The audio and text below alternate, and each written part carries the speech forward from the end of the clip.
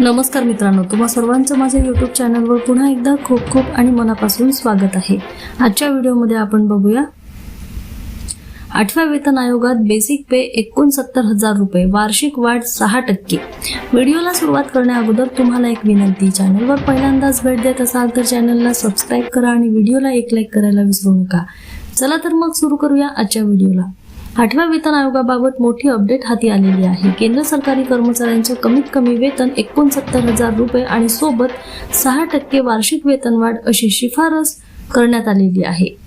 51 पानांचे हे निवेदन असून यामध्ये NCJCM ने अनेक मुद्दे मांडलेले आहेत। नॅशनल काउन्सिल जॉइंट कन्सल्टेटिव्ह मशिनरी अर्थात NCJCM या कर्मचारी संघटनेने 8व्या वेतन आयोगाला आपल्या मागण्यांचे निवेदन सादर केले आहे।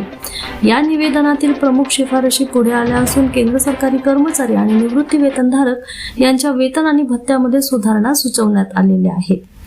कर्मचारी संघटनेच्या शिफारशी कोणत्या? किमान मूळ पगार म्हणजे बेसिक पे 69,000 रुपये करावा। सध्या 7व्या वेतन आयोगाअंतर्गत हा पगार 18,000 रुपये आहे। यासाठी 3.833 चा फिटमेंट फॅक्टर वापरण्याची शिफारस करण्यात आलेली आहे।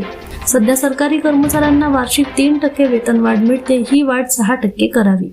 शहरांच्या श्रेणीनुसार घर भाडे भत्त्यात वाढ सुचवण्यात आलेली आहे।